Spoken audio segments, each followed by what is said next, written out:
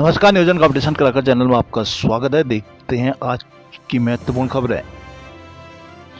उत्तराखंडों की पंचायतों में अब डीएम और एसडीएम बनाए गए हैं प्रशासक।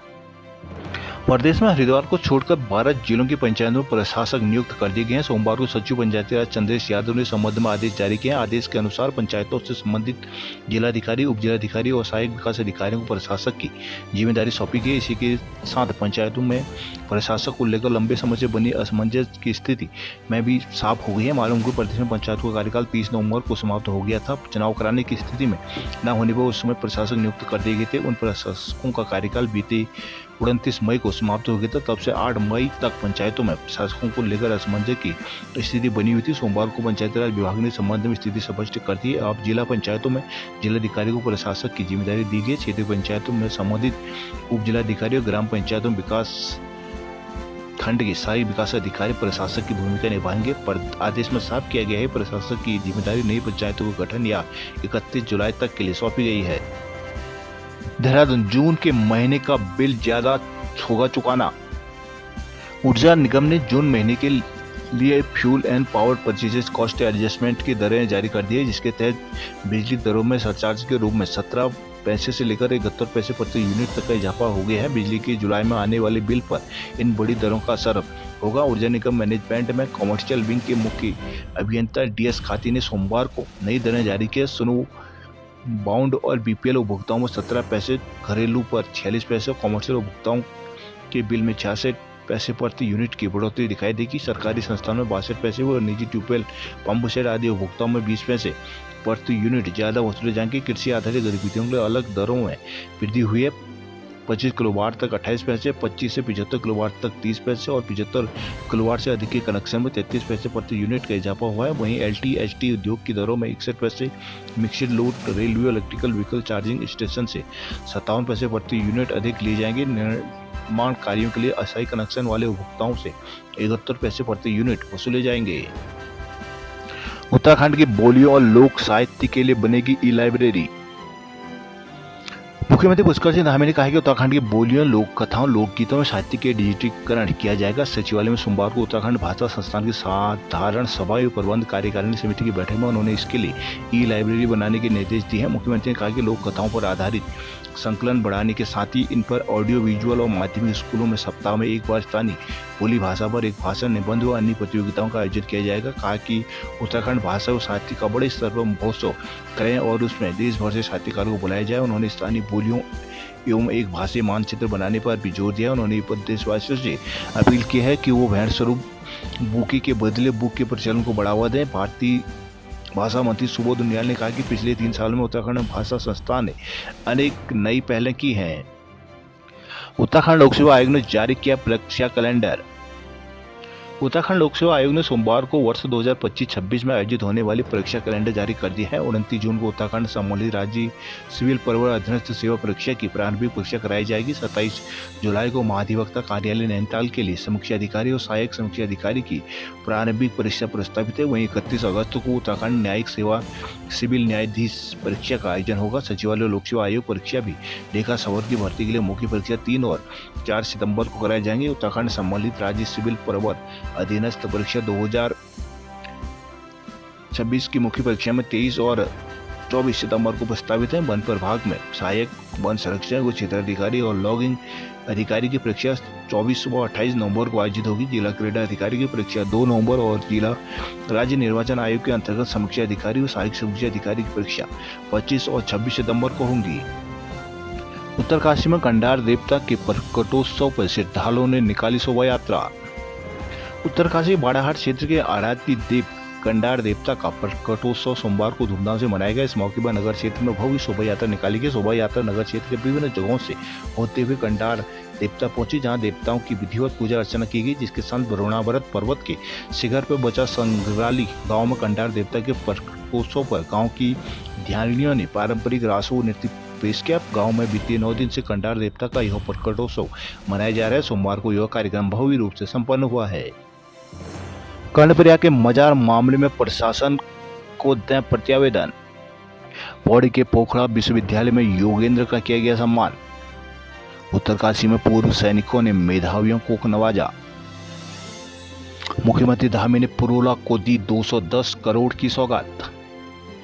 मुख्यमंत्री पुष्कर सिंह धामी ने सोमवार को पुरोला में बहुप्रतीक्षित 43 करोड़ की लागत से बनने वाले उप जिला चिकित्सालय भवन का भूमि पूजन का शिलान्यास किया। नवनिर्माणाधीन उप जिला चिकित्सालय भवन में अत्याधुनिक ओपीडी कक्ष, वार्ड सहित प्रयोगशाला में ऑपरेशन थिएटर जैसे स्वास्थ्य सुविधाएं उपलब्ध होंगी। इसके साथ ही मुख्यमंत्री धामी ने क्षेत्र की सड़कों सहित 210 करोड़ की विभिन्न योजनाओं का शिलान्यास और लोकार्पण भी किया। मुख्यमंत्री धामी ने मोरी सांकरी जखोल 42 किलोमीटर लंबी सड़क मार्ग की हॉट मिक्स डामरीकरण मरम्मत कार्य का भी शिलान्यास किया। साथ ही BL जुवांटा स्नातकोत्तर महाविद्यालय में कला संकाय भवन व छात्रावास सहित मोरी में बनने वाले कॉलेज भवन समेत मोरी, अराकोट तथा पुरोला, नौगांव समेत पूरे विधानसभा क्षेत्र में दर्जनों पुलों, सड़कों में पेयजल समेत 210 करोड़ की 55 जनहितकारी विकास योजनाओं का लोकार्पण शिलान्यास कर क्षेत्र के सर्वांगीण विकास की प्रतिबद्धता दोहराते हुए अन्य विकास योजनाओं को पूर्ण करने को लेकर आश्वस्त किया है।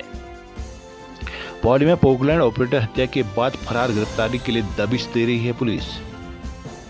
उत्तरकाशी में कांग्रेसियों ने निकाली रैली।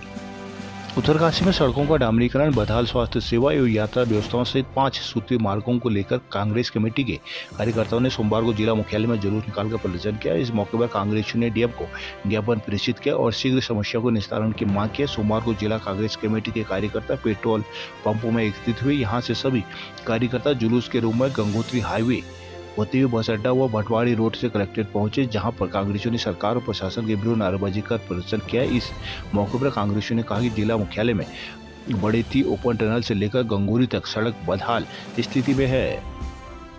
कोटद्वार में ऑटो ई रिक्शा का किराया कम करने की उठाई गई मांग।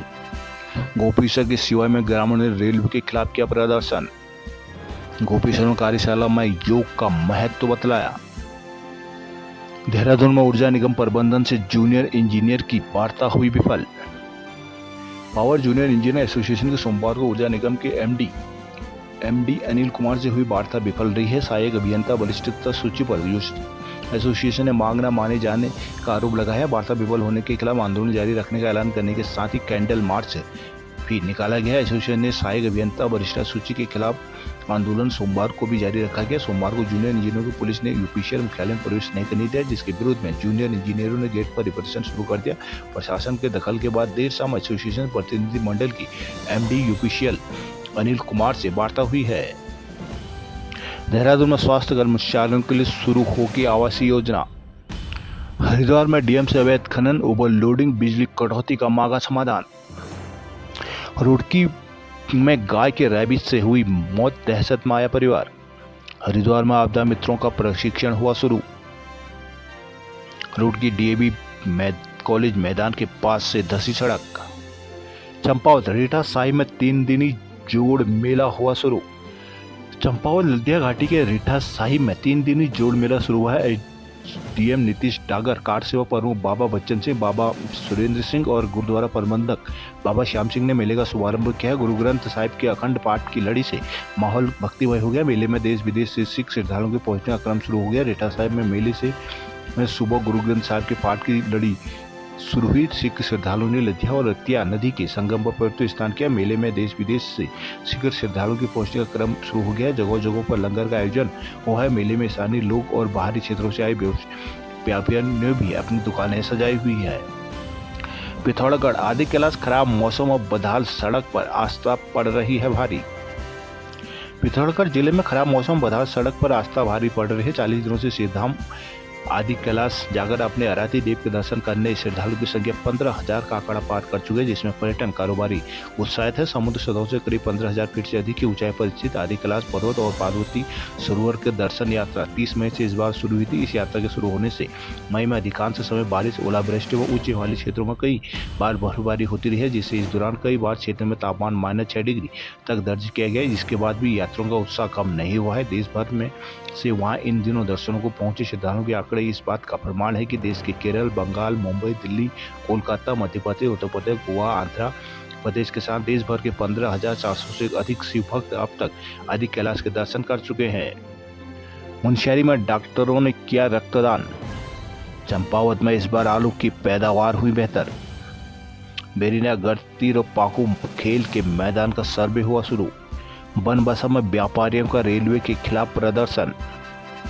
बनबसा में व्यापारी ने रेलवे विभाग का पुतला फूंका है। उन्होंने रेलवे की ओर से की जा रही दुकान की नीलामी का विरोध किया। विरोध में व्यापारियों ने लगातार तीसरे दिन बाजार बंद रखा है। सोमवार को बनबसा के व्यापारियों ने बाजार तीसरे दिन भी बंद रखा। इस दौरान व्यापार मंडल अध्यक्ष भगत सिंह भंडारी के नेतृत्व में व्यापारियों ने राजपूत राय पर रेलवे विभाग का पुतला फूंका। उन्होंने रेलवे विभाग की ओर से की जा रही दुकान की नीलामी का विरोध किया। व्यापार मंडल अध्यक्ष भरत कटारी ने कहा कि रेलवे विभाग 10 जून को पीलीभीत में दुकानों की नीलामी कर रहा है, जहां कहा कि नीलामी प्रक्रिया से मौजूदा कब्जेदार को नुकसान होगा। पूर्व व्यापार मंडल परमजीत सिंह ने बताया कि व्यापारी रेलवे की भूमि में बीते 40 साल से दुकान लगाकर व्यापार कर रहे हैं। कहा कि ओपन बोली होने से उन्हें नुकसान उठाना होगा। उन्होंने नीलामी प्रक्रिया निरस्त करने की मांग की और पुतला फूंकने में व्यापार मंडल अभिषेक गोयल, उपाध्यक्ष आशीष गर्ग, कोषाध्यक्ष कमल गुप्ता, आशीष ठाकुर, मुशर्रफ, लोकेश आदि मौजूद रहे। चौखुटिया में लावारिस पशुओं संघ नगर पंचायत कार्यालय धमकी। महिलाएं कपूर जाजर तोक में 2 दिन से पानी का संकट गहराया। बगवाली पोखर में सड़क बिजली को पहुंचे ग्रामीण। सोमेश्वर में कांग्रेस ने निकाली जय तिरंगा यात्रा। काशीपुर टीडीसी की नीलामी के विरोध में किया गया प्रदर्शन।